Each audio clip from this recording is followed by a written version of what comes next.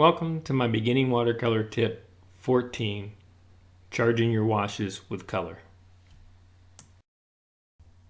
There's a number of ways you can apply a wash in watercolor and get different effects. One of the ways you can really bring your wash to life is to charge it full of color, and that's what we're going to explore in this beginning watercolor tip.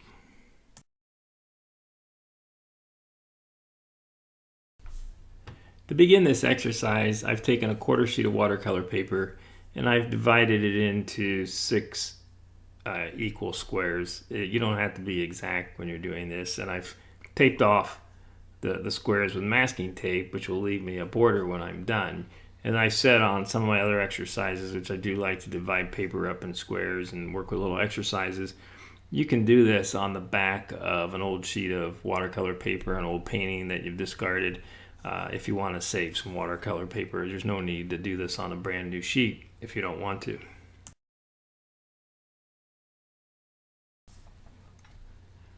I'm working with my board at a 15 to 20 degree angle, which is how I like to paint most often. And I'm beginning by applying a wash of ultramarine blue. And I'm painting wet on dry, but I have a leading edge that's charged with water. And I'm just going to lead that down the page. And at any point here, I can begin to introduce different tones. And here I've taken this quinacridone gold and added it to the leading edge of that ultramarine blue so that it merges in nicely with it and leaves a soft edge because the whole paper is still wet there at that point. And now I've introduced some burnt sienna and some more ultramarine blue, and those two are complementary, so I'm getting a little bit of a neutral mixture there. And I can introduce whatever color I want at any point as I come down the page, and I just put some more burnt sienna. My objective is just to lead this bead of water down the page until I get my square filled. And you can see how colorful this wash is compared to just a plain flat wash if you were just to take this and bring it down as ultramarine blue all the way.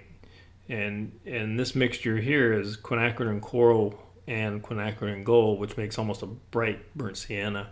So you would ask yourself, where would I use a wash like this? Because if I'm going to put down an ultramarine blue wash, why wouldn't I just want it all blue?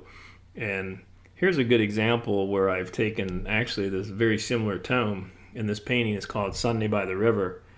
And there's a lot of this charged color washes throughout this painting. And I'll come in close here on one of these buildings, and you can see the side of that building, how it's not just a plain blue or purple wash. It's really charged with color, and it brings a lot more excitement to what's going on there. And here I'll zoom into a darker area, a darker building, and you can still charge that full of color. And it's much more interesting than just having a plain flat wash. It really can bring some life to what's going on in your painting.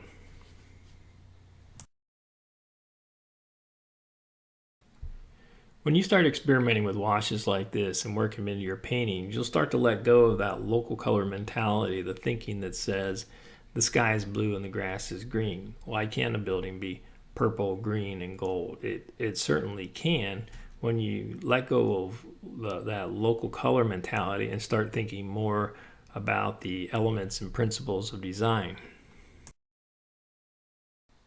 So here I'm leading another wash down the page, and I started with ultramarine blue, and this time I worked in mauve, which is a very deep purple color. And for this exercise, for the most part, I'm working with colors straight out of the palette, and I'm letting them mix on the paper, although in the last one I had a mixture. But this is quinacridone gold, and here again, if I get some of that purple with this, might get some neutrals because they're on opposite sides of the color wheel. But it's still another interesting variation of color that just gradates into one another. And this could be on the side of a building, or it could be in the shadow of a landscape, or it could be part of a floral. There's a lot of places that you could take this color.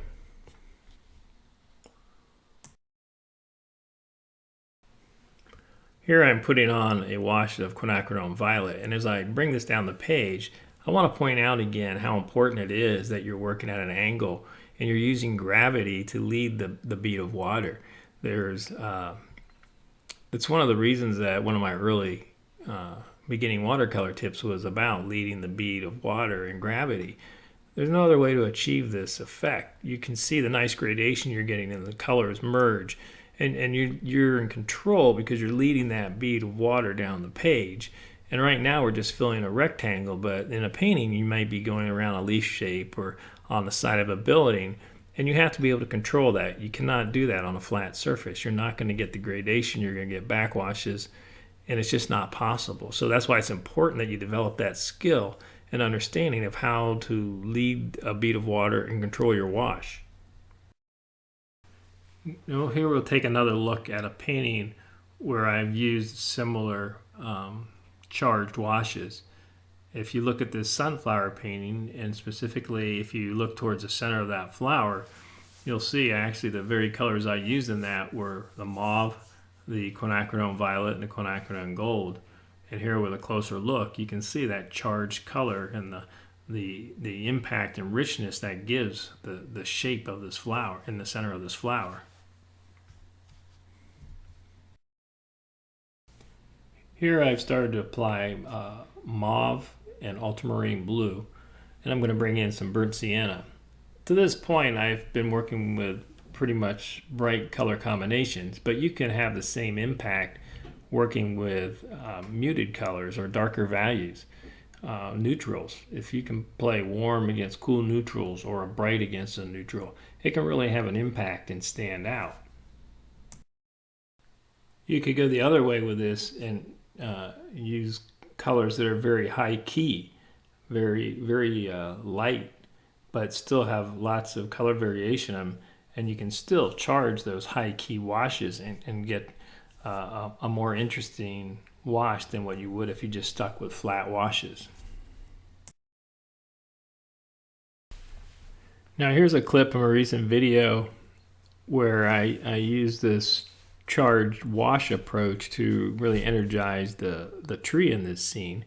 And I'm not coming straight down the paper as I was in the exercise, but it's going to have the same effect because as I apply the paint here, it's still very wet, and there's plenty of time for me to bring another color along and have it merge with what I've put down here on paper. So I'm just applying some of this nice kind of a warm orange, bright orange tone down the front edge of this tree, and now I'm going to come in with a darker mixture here of some blue and some blue mixed with sienna to give more of a neutral tone. So there's really kind of three colors that I'm working here: the burnt sienna, the blue, and then the neutral that's in the middle of the mixture of these two.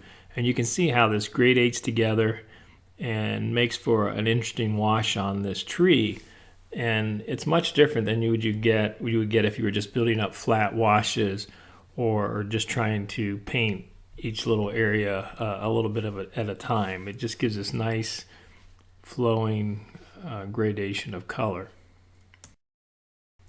It's a good technique to get a glowing effect if you're after that type of a look.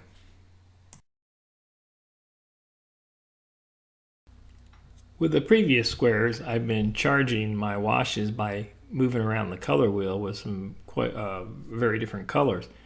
In this example, I'm going to stay within the blue family. So I'm going to use a combination of royal blue, ultramarine blue, and cerulean blue.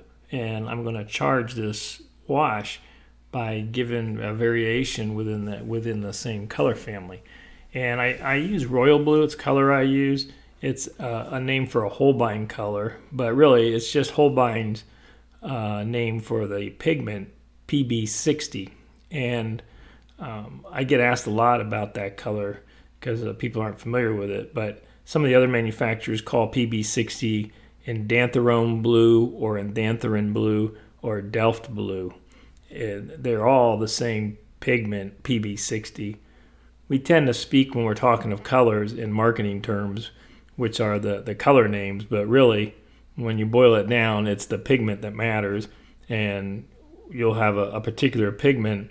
It may have 6, 7 different names by manufacturers, but in the end, it's all the same base pigment. So my royal blue is PB60, and again, that's the same as indanthrone or indanthrone or Delft blue. So here's this charged square with this combination of blues, and again, it gives a nice subtle effect to the wash.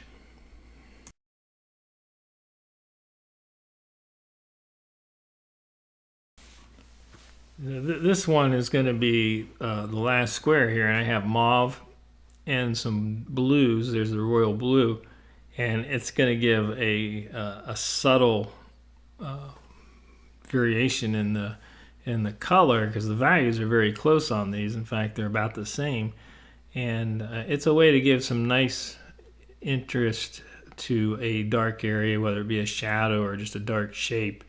It's still possible to keep this very interesting color variation going, but still keep the value very constant.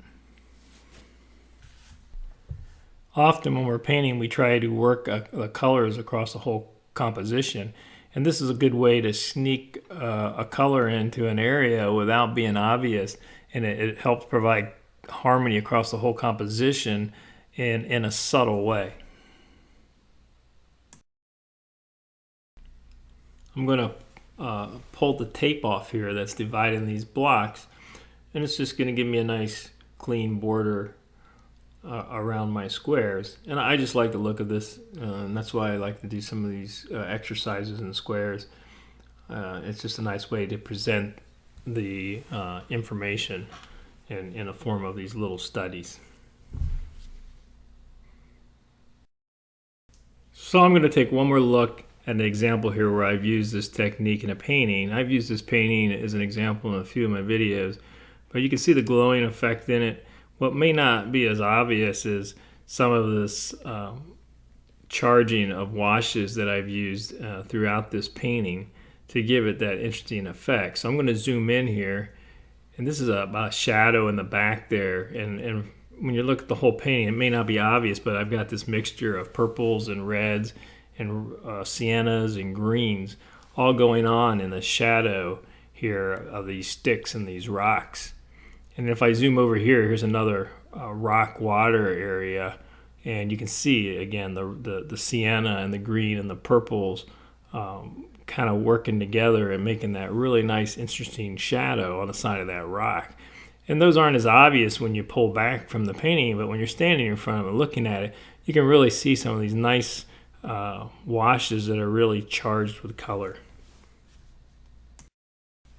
I think too often we think of something such as the rocks or the shadows there, it would have been our tendency just to paint gray rocks, dark shadows, without that interjection of color, which provides that interest. And that's where you start to make the separation beyond thinking local color and really thinking about artistic interpretation and using the elements and principles of design.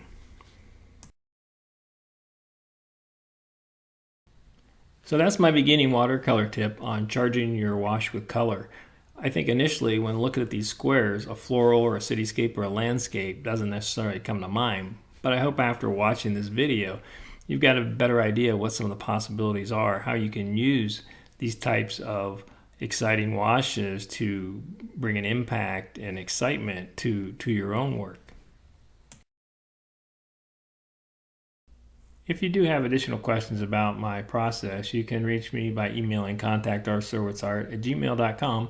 You can follow me on Facebook, and if you enjoyed this, don't forget to like it, share it, and comment.